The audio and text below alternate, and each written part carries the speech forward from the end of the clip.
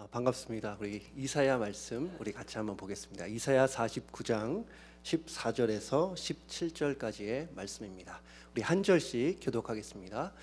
오직 시온이 이르기를 여호와께서 나를 버리시며 주께서 나를 잊으셨다 하였거니와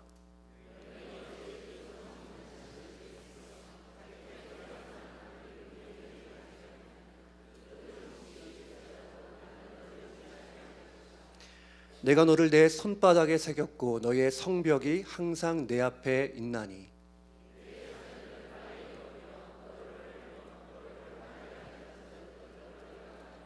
아멘. 잠깐 기도하겠습니다. 존귀하신 아버지 하나님, 오늘도 십자가의 공로만 의지하여 은혜의 보좌 앞으로 담대히 나아갑니다. 이 시간 성령으로 충만하게 임재하여 주시옵소서. 하나님, 오늘 드리는 이 예배가 우리가 하는 찬양과 우리가 하는 기도가 마지막 예배고 마지막 찬양인 것처럼 그렇게 마음을 쏟고 영혼을 쏟아 하나님을 예배할 때에 정말 하나님을 기쁘시게 하고 하나님의 얼굴에 미소 짓게 하는 그런 예배 될 수 있도록 축복하여 주시옵소서. 우리를 구원하신 거룩하신 예수님의 이름으로 기도드립니다. 아멘. 약 15년 전에 한 선교단체에서 한 학생이 목사님에게 질문을 했어요. 목사님, 하나님께서 왜 우리를 사랑하시나요? 목사님이 학생의 질문에 답을 하셨겠죠. 사실 목사님이 어떤 대답을 하셨는지 잘 기억이 나지는 않습니다. 하지만 그 학생의 질문은 제 마음속에 오래도록 남아 있었어요. 하나님께서 왜 우리를 사랑하시는가? 어쩌면 너무나 광범위한 질문일 수 있지만 저는 이 질문을 이런 방식으로 이해해 봤어요. 하나님께서 왜 나 같은 사람을 사랑하시는가?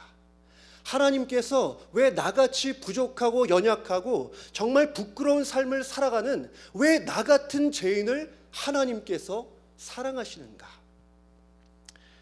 우리 성도님들도 얼마든지 물을 수 있는 질문 아니겠습니까? 그런데 이렇게 신앙생활을 하고 목회도 하고 열심히 성경도 보는데 답이 안 나와요. 잘 모르겠어요. 하나님께서 왜 우리와 같은 죄인을 사랑하시는지 어쩌면 이건 신비의 영역이 아닐까 싶습니다. 그래서 오래전에 성 어거스틴이라는 사람은 이런 말을 한 적이 있어요. 참 이상하다. 하나님께서 나를 사랑하신다니. 내가 이해할 수 없는 세상에서 가장 놀라운 신비는 하나님이 나를 사랑하신다는 사실이다. 그리고 나를 사랑하시되 마치 사랑할 사람이 나밖에 없는 것처럼 그렇게 나를 사랑하신다.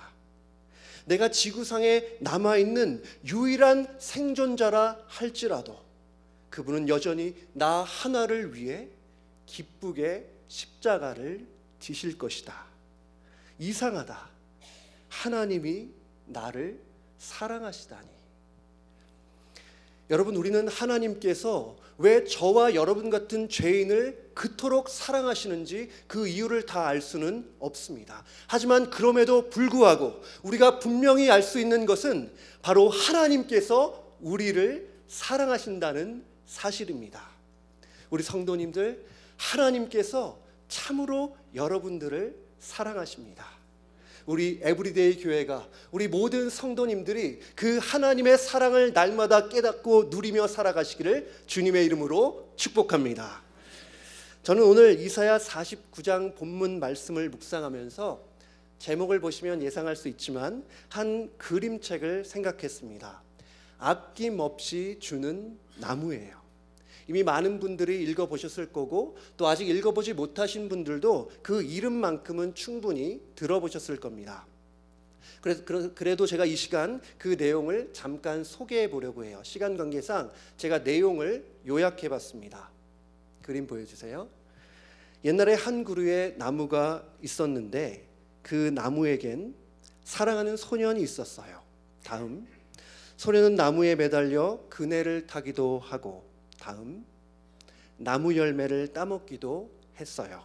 다음, 그리고 나뭇잎으로 왕관을 만들어 쓰고 다니기도 했어요. 다음, 아이는 나무를 너무 사랑했어요. 그래서 나무는 행복했어요. 다음. 그리고 세월이 흐르며 소녀는 점점 자랐어요. 다음. 소녀는 돈이 필요했지요. 나무가 말했어요. 내 열매를 따서 그것을 팔아 돈을 마련하렴. 다음. 소녀는 나무 열매를 따갔어요. 나무는 행복했어요. 그 후 소녀는 오랫동안 나타나지 않았어요. 다음. 또다시 오랜 세월이 흘렀어요. 소녀는 가족이 생겼기 때문에 집이 필요했어요. 나무가 말했어요. 내 가지를 베어 집을 만들렴. 다음. 소녀는 그 가지들을 모조리 베어버렸어요. 그래서 나무는 행복했어요. 또다시 오랜 세월이 흘렀어요. 다음. 소녀는 이번엔 배가 필요했어요. 자신을 태우고 어디론가 멀리 떠날 그런 배를. 나무는 말했죠. 내 몸을 베어 배를 만들렴. 소녀는 그렇게 했어요. 다음. 나무는 행복했어요. 그리고 오랫동안 소녀는 나타나지 않았어요. 다음. 노년이 다 된 소년이 나타났어요. 그러나 나무는 아무것도 줄 게 없었어요. 소년은 단지 쉴 곳이 필요했어요. 그래서 나무가 말했죠. 여기 앉아 쉬렴. 다음. 소년은 그렇게 했어요. 그래서 나무는 행복했어요. 여러분, 이 내용은 참 단순하고 누구나 예상할 수 있는 그런 이야기예요. 하지만 이 짧은 이야기 안에 얼마나 깊은 감동이 담겨 있는지 모릅니다. 왜 그럴까요? 이 이야기 안에는 세상에서 쉽게 찾아볼 수 없는 사랑과 희생과 내어줌이 있기 때문이에요. 제목처럼 아낌없이 모든 것을 내주고 마지막 남은 것까지 기쁘게 내주는 나무의 모습. 여러분, 우리는 그 모습 속에서 우리 하나님의 사랑을 엿볼 수 있습니다. 우리 하나님 아버지는 아낌없이 주는 나무처럼 우리를 사랑하셔서 모든 것을 내어주신 사랑의 하나님이신 줄로 믿습니다. 그런데 제가 이 그림을 보면서 한 가지 더 주목한 것이 있어요. 소년의 행동입니다. 이 소년의 행동을 보면 좀 너무한 것 아닌가? 이 나무는 소년을 위해 그늘 주고 양식 주고 가지와 줄기까지 다 주었는데 소년은 마치 이전에 받았던 사랑과 섬김과 희생이 아무것도 아닌 것처럼, 그것을 다 잊어버린 것처럼 그렇게 행동하고 있습니다. 이 소년이 정말 아낌없이 모든 것을 내어준 나무의 마음을 알았을까? 저는 그렇지 않았을 것 같아요. 그런데 어쩌면 이 소년의 모습이 하나님과 우리와의 관계 속에서 우리 자신의 모습은 아닐까? 이런 생각을 했습니다. 오늘 본문에 나오는 이스라엘 백성들은 정말 이 소년과 같은 모습이었습니다. 이스라엘은 출애굽기 3장에 보면 하나님께서 내 장자다, 내 첫째 아들로 삼으신 자들이에요. 그리고 그 이후에 하나님께서는 장자 이스라엘을 위해 얼마나 놀라운 일들을 하셨는지 이스라엘의 역사와 구약 성경이 분명하게 보여주고 있습니다. 하나님께서 그들을 친히 자녀 삼아 주셔서 그들을 구원해 주셨고, 위기 때에 보호해 주셨고, 환난 당할 때에 피할 길을 내주셨어요. 그들 자신의 죄 때문에 스스로 죽음을 자초한 그들을 불쌍히 여겨 주셔서 수없이 많은 선지자들을 보내주셨잖아요. 이스라엘은 참으로 하나님의 사랑의 특권을 받은 자들이었습니다. 그런데 그런 그들이 하나님의 사랑을 계속 의심하고 있는 겁니다. 하나님이 정말로 우리를 사랑하시는가? 하나님이 정말 우리를 위하시는 분인가? 오늘 이사야 49장 14절에 이렇게 말씀합니다. 오직 시온이 이르기를 여호와께서 나를 버리시며 주께서 나를 잊으셨다. 우리말 성경과 영어를 보면 잘 나와 있지 않지만 히브리어 문법적으로 보면 이스라엘의 이 말들은 한 번만 한 말이 아니에요. 계속해서 반복적으로 한 말입니다. 하나님의 사랑이 어디에 있는가? 하나님께서 우리를 잊으셨다. 그래서 성경 곳곳에서는 이스라엘의 이런 말들이 기록되어 있습니다. 시편 13편 1절에 이렇게 말합니다. 여호와여, 어느 때까지이니까 나를 영원히 잊으시나이까? 주의 얼굴을 나에게서 어느 때까지 숨기시겠나이까? 말라기 2절에는 이렇게 말합니다. 1장 2절에는 이렇게 말합니다. 여호와께서 이르시되 내가 너희를 사랑하노라 하나 너희는 이르기를 주께서 어떻게 우리를 사랑하셨나이까? 주께서 우리를 사랑하셨다는 증거가 어디에 있습니까? 하나님은 마치 아낌없이 주는 나무처럼 수없이 사랑을 베풀고 주고 그들을 위해 희생하셨는데 정작 당사자들은 그 하나님의 마음을 몰라주고 있었던 겁니다. 그래서 하나님은 그들의 눈높이에서 하나님 사랑의 어떠함을 말씀하고 계세요. 어떻게 해요? 이 세상에서 가장 강력하고 어쩌면 가장 숭고한 사랑, 자식을 향한 부모의 사랑을 말씀하시면서 하나님의 사랑을 알려주고 계십니다. 오늘 15절 상반절 우리 함께 읽어볼까요? 시작. 여인이 어찌 그 젖먹는 자식을 잊겠으며 자기 태에서 난 아들을 긍휼히 여기지 않겠느냐. 제가 이 구절을 묵상하는데 저는 지금 저의 상황이 참 많은 도움이 됐어요. 저는 요즘 이 말씀과 관련해서 이 시청각 교육을 받는 중입니다. 아는 분들은 아시겠지만 정확히 2주 전에 저희 집 둘째 딸이 태어났어요. 그래서 오늘 15절에 나오는 젖먹는 아이와 여인을 옆에서 계속해서 보는 중입니다. 근데 제가 아내의 임신과 출산 그리고 지금까지의 모습을 보면서 한 가지 느끼는 것이 있어요. 참 모성애는 대단하다. 여러분, 이 젖먹는 자식은 어떤 존재입니까? 제가 우리 집 아이를 한번 감정 다 빼고 이성적으로 한번 생각해 봤어요. 결론적으로 말하면 이 아기는, 젖먹는 자식은 민폐의 아이콘이다. 감정 빼고 얘기한 겁니다. 이 아기가 생겨나면서부터 많은 변화가 시작됐어요. 아기 때문에 엄마의 몸이 붓고 체중이 늘고 몸에 엄청난 변화가 시작됐어요. 그래서 때로는 허리가 너무 아팠고 때로는 입덧 때문에 밥을 먹지 못했어요. 또 태어날 때는 얼마나 큰 고통을 주는지 제가 분만실에서 보니까 참 보기가 어렵더라고요. 근데 태어나서는 어떻습니까? 제가 보니까 아기가 태어나서 하는 것 딱 3가지. 먹자 싸. 제가 인터넷에서 검색을 해보니까 먹자 싸, 먹고 싸고 자는 것. 근데 이 아기는 먹고 싸는 것 자체, 그것 자체도 스스로 할 수가 없어요. 먹을 때는 먹여줘야 되고 잘 때는 재워줘야 되고 쌀 때는 기저귀를 갈아줘야 돼요. 또 얼마나 잘 우는지 졸리다 울고 배고프다 울고 쌌다 울고 그냥 시도 때도 없이 울어요. 밤낮도 안 가립니다. 그래서 요새 우리 집이 잠을 잘 수가 없어요. 그런데 정말 다시 한번 감정 빼고 말씀드리면 이 아기는 민폐의 아이콘이다. 나중에 제 아이가 이 설교는 듣지 않았으면 좋겠어요. 근데 참 신기한 것은 그럼에도 불구하고 제 아내의 시선과 관심은 항상 아기를 향하고 있다는 겁니다.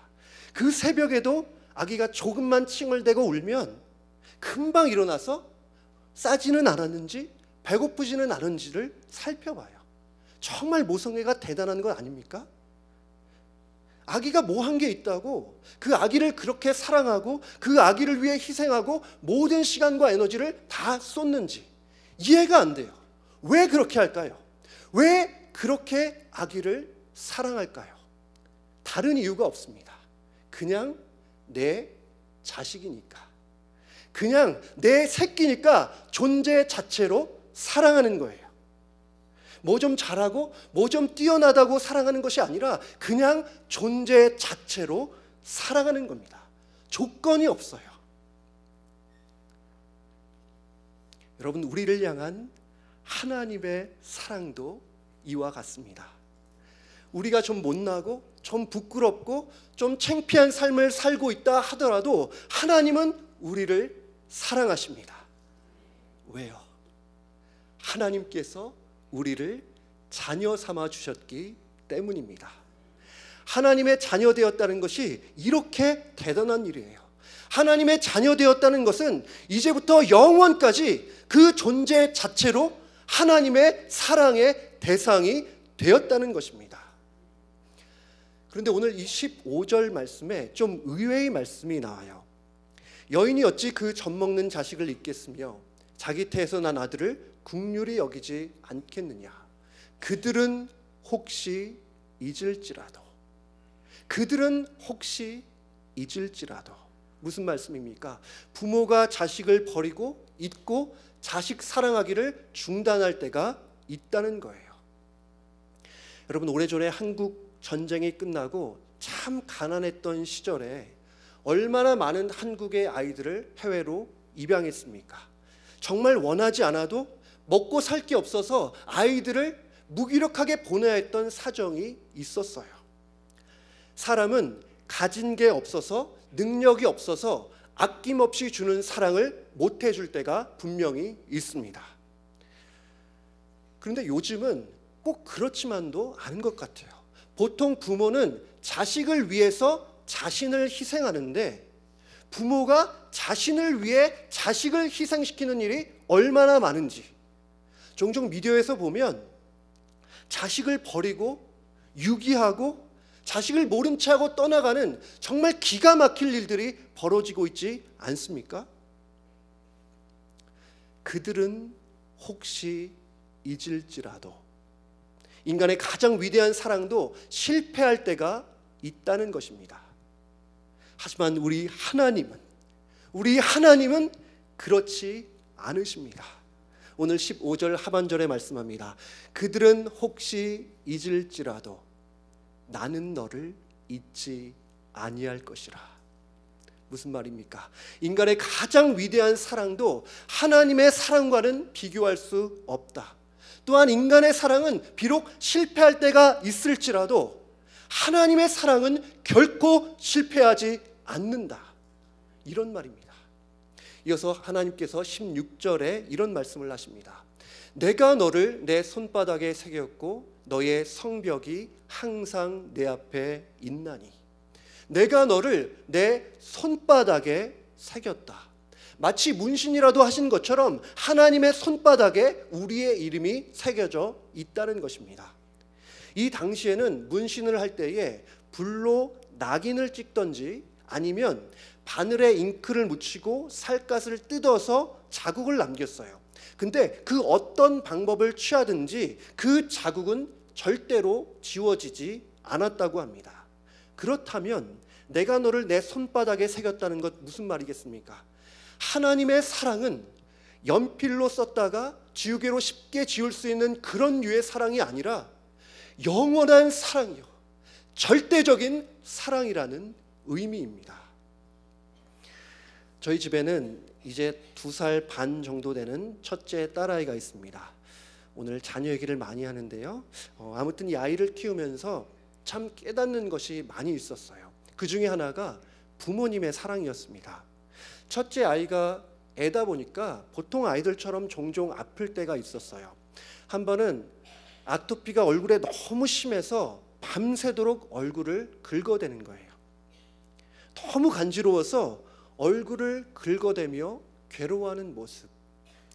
또 한 번은 애가 심한 감기에 걸렸어요. 밤새도록 기침을 해대는데 기침을 할 때마다 온몸이 들썩이는 겁니다. 마치 기침을 하고 나면 그 새벽에도 한 번씩 엉엉 하고 울어요. 물론 아주 크게 아픈 것은 아니었습니다. 근데 그 아파하는 모습을 물끄러미 지켜보면서 제 마음에 든 생각이 하나 있었어요. 내가 대신 아파줬으면 좋겠다. 만약에 할 수만 있다면 내가 대신 아파주면 정말 좋겠다. 그만큼 자녀의 아픔은 부모에겐 더 큰 아픔으로 다가오는 법이죠. 그런데 아이가 기침을 계속하는 모습을 보면서 제 머릿속에 또 하나 생각나는 그림이 하나 있었어요. 병원 침대에 누워 산소 호흡기를 의지하며 겨우 숨쉬는 아이를, 그 아이를 옆에서 바라보시는 부모님의 모습이었습니다. 저는 초등학교를 졸업할 때까지 심한 천식이 있었어요. 그래서 조금만 달리거나 조금만 빠른 걸음으로 걸으면 숨이 너무 가빠웠어요. 특별히 초등학교를 들어가기 바로 전에는 천식 증상이 너무 심해서 병원에 실려간 적이 있어요. 숨쉬기가 너무 힘드니까 병원에서 산소 마스크를 주는데 그 마스크를 껴도 너무 답답한 거예요. 병원에서는 집 먼지나 진드기가 그 천식의 이유라고 진단은 내렸지만 제 상태를 호전시켜 주지는 못했습니다. 아주 어린 나이였지만 숨이 너무 가쁘고 너무 고통스러워서 그랬는지 지금도 기억이 생생해요. 그리고 그것을 저는 저의 고통으로만 생각했습니다. 그런데 기침을 하고 있는 첫째 아이를 보면서 문득 이런 생각이 들었어요. 아이가 숨이 가빠서 산소 호흡기를 끼며 겨우겨우 호흡하고 있는 그 모습을 보고 있는 우리 부모님의 마음은 어땠을까? 이런 생각이 미치고 나서 제 어머니의 삶이 조금 더 이해됐습니다. 제 어머니는 예전부터 집을 정말 깨끗하게 청소했어요. 저와 온 가족이 어머니에게 어머니는 정말 결벽증 있는 것 같다고, 그렇게 열심히 청소 안 해도 잘 살 수 있다고 말할 정도였어요. 화장실에서 냄새 나는 것을 본 적이 없고 집 바닥부터 화장실 부엌에 이르기까지 지저분한 것을 본 적이 한 번도 없어요. 저는 그것이 원래 제 어머니의 성향, 원래 어머니의 라이프 스타일인 줄 알았어요. 그런데 제 아이의 아픈 모습을 보면서 나의 천식이 그 원인은 아닐까 생각을 하게 됐어요. 아니, 확신을 했습니다. 그래서 1년 전에 저희 어머니께서 미국에 오셨을 때 제가 한번 여쭤봤어요. 어머니, 원래 그렇게 깨끗하게 청소하며 살았어요? 제 천식 때문이죠. 어머니가 말했습니다. 그게 맞는 것 같다고. 이전에는 그렇게 깨끗하게 청소하며 살지 않았었노라고.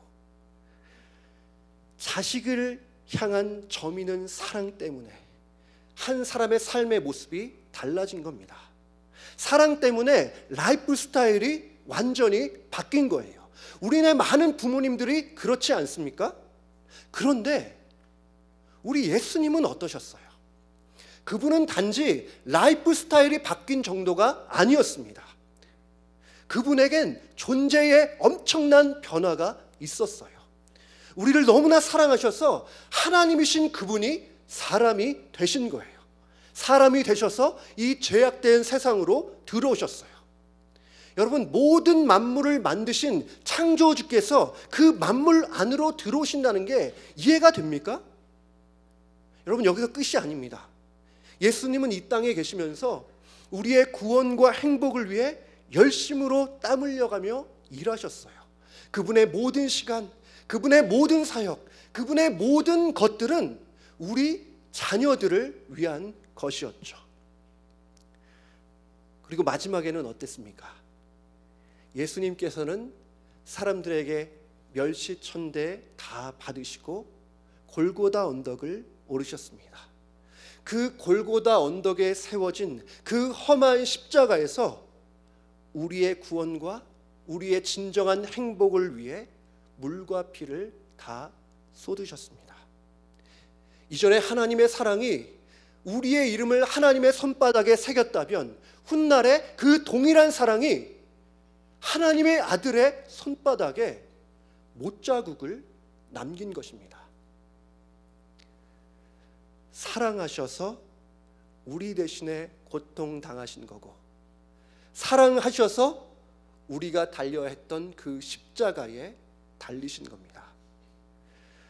우리가 뭐길래, 정말 우리가 무엇을 했길래, 우리가 무슨 선한 일을 하고 무슨 좋은 모습을 보였길래 우리를 그렇게 사랑하시고 우리를 위해서 그렇게 십자가를 지셨는지 이해가 안 돼요. 이런 것은 인간의 상식과 논리는 절대로 이해할 수 없는 이야기입니다. 그래서 세상의 그 어떠한 종교도 신이 사람이 되어서 사람을 위해 죽었다고 말하는 종교는 없어요. 그 사랑이 얼마나 신비한지, 저 천국에 가서 우리가 영원히 산다 하더라도 하나님의 사랑을 다 이해할 날은 우리에게 오지 않을 것입니다. 그 사랑이 또 얼마나 큰지 사랑에 대한 수많은 가르침과 설교를 들어도 그 사랑의 너비와 깊이와 높이와 길이를 다 이해할 날은 오지 않을 거예요. 하나님께서 이렇게 우리를 사랑해 주셨는데 아직도 그 사랑을 몰라주는 일이 얼마나 많은지. 여러분, 부모님의 마음을 가장 아프게 하는 것은 무엇입니까? 그것은 부모의 사랑을 몰라주는 거예요. 자식이 부모의 사랑을 몰라주고 나를 언제 그렇게 사랑해 줬냐고, 나를 언제 그렇게 생각해 줬냐고 말하는 것보다 더 가슴 아픈 일은 없을 겁니다. 노래 가사처럼 나실 때 괴로움 다 잊고 기르실 때 밤낮으로 애쓰는 그 마음을 몰라주고 외면하고 무시하면 이보다 더 슬픈 일이 어디에 있겠습니까? 우리 하나님도 마찬가지세요. 하나님의 마음을 가장 아프게 하는 것은 우리를 향한 그분의 사랑을 몰라주는 겁니다.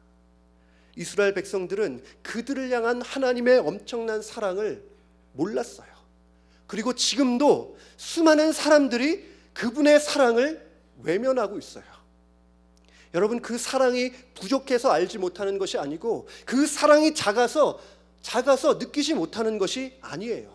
사랑을 알지 못한다면 하나님 사랑에 문제가 있어서가 아니라 나의 눈이 어둡고 나의 귀가 둔해서 그런 겁니다.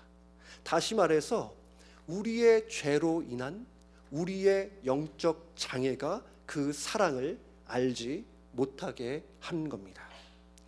만약에 하나님의 사랑을 한 번도 경험해보지 못했다, 그러면 그는 아직 구원받아야 할 대상입니다. 그런데 교회 안에서도, 이 교회 안에서도 불신자처럼 마치 하나님의 사랑이 없는 것처럼, 마치 하나님의 사랑이 내 삶에 어떠한 영향도 미치지 못하는 것처럼 그렇게 살아가는 경우가 얼마나 많은지 몰라요. 하나님의 사랑을 말하고 그리스도의 십자가를 말해도 가슴이 떨리지가 않아요. 그냥 수많은 사람들이, 수많은 그리스도인들이 하나님의 사랑 알았다 치고 예배하고 그 사랑 어느 정도 이해했다 치고 봉사하고 직분 받는 일이 얼마나 많이 있는지. 여러분, 예배와 봉사를 중단하고 직분을 받지 말라는 얘기가 절대 아닙니다. 신앙생활의 본질, 하나님의 마음을 놓치지 말아야 한다는 거예요. 진정한 신앙생활은 하나님의 사랑을 조금씩 더 알아가는 과정입니다. 어제보다 오늘 더, 오늘보다 내일 더 하나님의 사랑을 더 많이 깨닫고 그 받은 사랑으로 하나님을 뜨겁게 사랑하는 것, 그것이 바로 진정한 신앙생활인 줄로 믿습니다. 그 사랑의 결과는 무엇일까요? 그 사랑이 우리의 삶에 어떠한 일을 할까요? 오늘 이사야 49장 16절 하반절에서 17절까지 보겠습니다. 우리 함께 봉독해 볼까요? 시작. 너의 성벽이 항상 내 앞에 있나니 내 자녀들은 빨리 걸으며 너를 헐며 너를 황폐하게 하던 자들은 너를 떠나가리라. 아멘. 너의 성벽이 항상 내 앞에 있다. 어쩌면 참 이해가 안 되는 말씀일 수 있어요. 많은 학자들은 이 글을, 이 이사야 글이 쓰어질 당시에 예루살렘은 이미 무너졌고 이미 폐허가 됐다고 보고 있습니다. 그런 상황에서 16절 하반절에 너의 성벽이 항상 내 앞에 있다, 이거는 무슨 의미일까요? 마치 지금 하나님의 눈앞에 성벽이 있는 것처럼 하나님은 사랑하는 자녀를 위해 성벽 재건을 이미 결정하셨다는 겁니다. 그리고 17절에 보면 내 자녀들은 빨리 걷는다고 해요. 여기서 자녀로 번역된 히브리어 단어는 건축자로도 번역이 가능합니다. 그래서 ESV나 NASB, 메시지 같은 성경들은 자녀가 아니라 빌더, 건축자로 번역하고 있어요. 건축자들이 다시 서둘러 성벽을 지을 것이다. 쉽게 말해서 하나님께서 회복의 은혜를 주시겠다는 말씀입니다. 정말 그래요. 우리를 사랑하시는 하나님으로 인해 우리의 삶은 회복될 수 있습니다. 지금 우리의 삶이 마치 성벽처럼 무너져 있다 하더라도 하나님은 충분히 그 상황을 역전하실 수 있고 우리에게 놀라운 은혜를 주실 수 있습니다. 그런데 때로는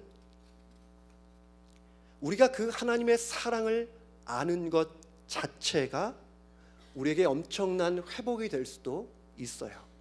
때로는 삶의 갈림길에서 기도합니다. 하나님, 이 선택이 맞습니까? 아니면 저 선택이 맞습니까? 커다란 문제에 봉착했을 때는 하나님께 그 문제의 답을 좀 달라고 기도할 때도 있어요. 그런데 종종 이런 음성이 들려옵니다. 내가 너를 사랑한다. 내가 참으로 너를 사랑한다. 아니, 문제의 답을 달라고 어떻게 해야 될지를 묻고 기도하는데 어쩌면 너무나 생뚱맞게도 내가 너를 사랑한다고 말씀하시는 거예요.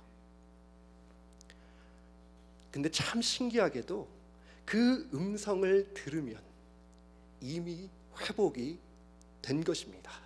나를 사랑한다는 그 음성 자체가 나에게 답이 될 수 있다는 거예요. 우리 중에 어렸을 적에 부모의 사랑을 많이 받지 못해서 자존감이 낮은 분도 있으실 겁니다. 주위에 나를 사랑하는 사람이 많이 없었을 수도 있어요. 그럼에도 너를 사랑한다는 하나님의 음성을 듣게 되면 신적 자존감을 가질 수 있습니다. 놀라운 삶의 회복을 경험할 수 있게 됩니다. 하나님의 사랑을 알면 다 되는 거예요. 오늘 본문에는 우리를 향한 하나님의 마음을 좀 알아달라고 이 땅에서 가장 위대한 사랑에 빗대어 하나님의 사랑을 말씀해주고 있습니다. 하나님은 창세 전에 놀라운 계획과 섭리 아래서 저와 여러분을 하나님의 자녀 삼아주신 줄로 믿습니다. 우리가 뭘 좀 못하고 좀 부족하고 때로는 부족한 삶을 살았고 지금도 그러한 삶을 살고 있다 하더라도 자녀된 우리를 향한 하나님의 사랑은 절대 실패하지 않을 것입니다. 그 사랑은 절대적인 사랑이요 영원한 사랑이기 때문입니다. 그래서 로마서 8장 38절 39절에서 바울이 이런 고백을 해요. 내가 확신하노니 사망이나 생명이나 천사들이나 권세자들이나 현재일이나 장래일이나 능력이나 높음이나 다른 어떠한 피조물도 우리를 우리 주 그리스도 예수 안에 있는 하나님의 사랑에서 끊을 수 없으리라.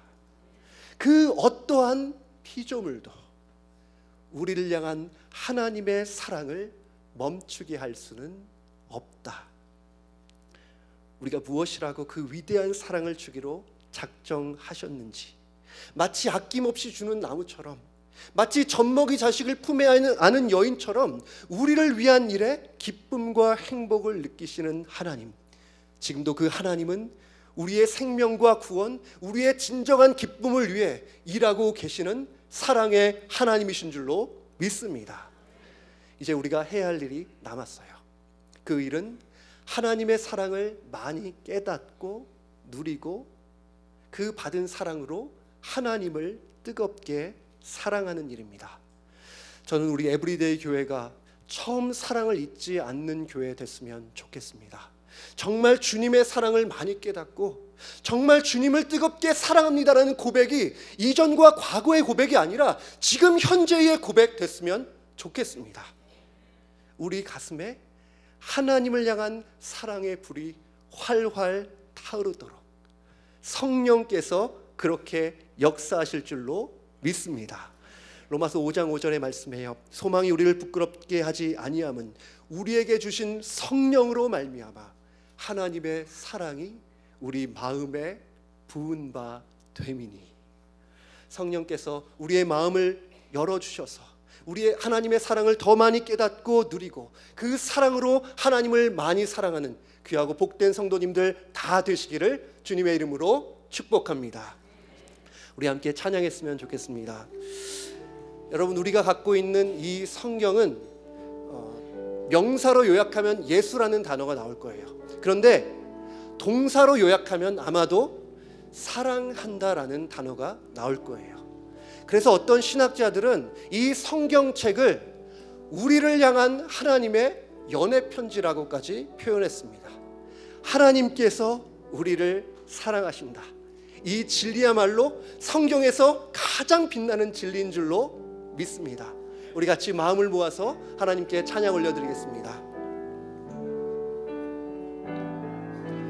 예수 사랑하시는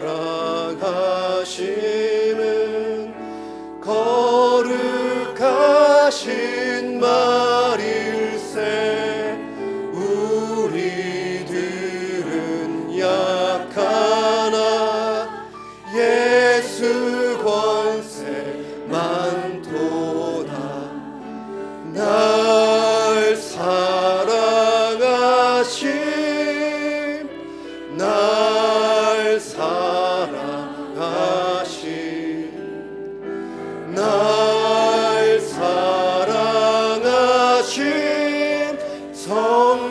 성경에서 2절 하겠습니다. 나를 사랑하시고 나를 사랑하시고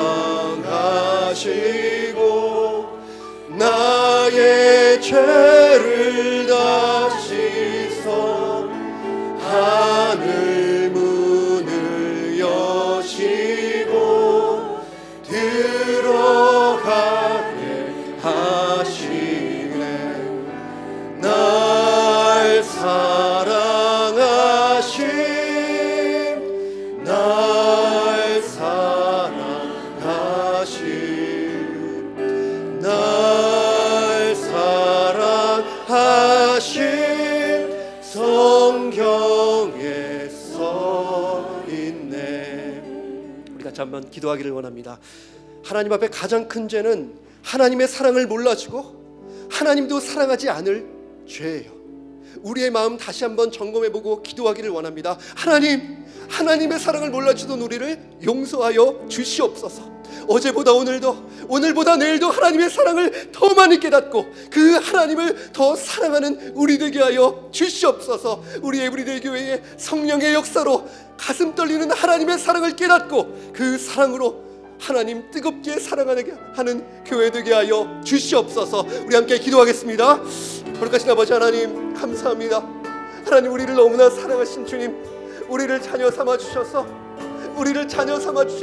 우리를 존재 자체로 사랑하시고 우리를 위해 그 험한 십자가 지신 주님, 감사와 찬양을 올려드립니다. 하나님, 이전에 주님 몰랐고 하나님 지금도 감히 하나님의 사랑하지 않는다 말하지 않게 하여 주시고 매일매일 주님의 사랑을 더 알아가는 눈이 될 수 있도록 하나님 도와 주시옵소서. 신앙의 본질, 하나님의 마음을 놓치지 않는 우리 에브리데이 교회 될 수 있도록 도와 주시옵소서. 하나님, 이전보다 더 주님 사랑하기를 원합니다. 정말 지고지순한 사랑으로 하나님 사랑하기를 원합니다. 우리를 향한 하나님의 사랑에 비할 수 없지만 다시 한번 우리 안에 사랑의 불꽃이 일어나게 하여 주시옵소서. 하나님, 정말 누구보다도 하나님 사랑하는 자로 이 땅에 살기를 원합니다. 하나님, 그렇게 주님 사랑하다가 우리를 사랑하시는 주님 만날 수 있도록 도와 주시옵소서. 하나님, 그렇게 일하여 주시옵소서. 성령이여, 우리의 마음의 문을 활짝 열어 주시옵소서. 그렇게 하실 주님 의지합니다. 주님 감사합니다. 우리 함께 일어나셔서 찬양하겠습니다. 우리 1절만 하겠습니다. 예수 사랑하시는 거룩하신 말일세. 우리들은 약하나 예수 권세 많도다. 날 사랑하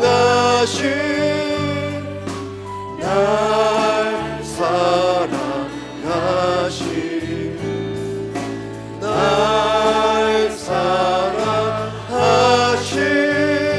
성경에 한 번 더 고백할게요. 날 사랑하심 날 사랑하심 날 사랑하심 날 사랑하심 성경에 써있네. 아멘. 자신의 독생자를 내어주신 사랑, 모든 것을 아낌없이 주시는 사랑을 기억하기 원합니다. 하나님 그 사랑 깨달아 하나님 더욱 사랑하는 저희 되게 하여 주시옵소서. 오늘 예불을 하나님께 드립니다. 우리의 몸과 마음, 우리의 삶을 받아 주시옵소서. 이제는 우리 주 예수 그리스도의 은혜와 하나님의 크신 사랑과 성령의 교통하심이 하나님의 사랑을 더 알기 원하고 하나님을 더 사랑하기 원하는 우리 에브리데이 교회 모든 성도 위에 이제와 영원토록 함께 있을지어다.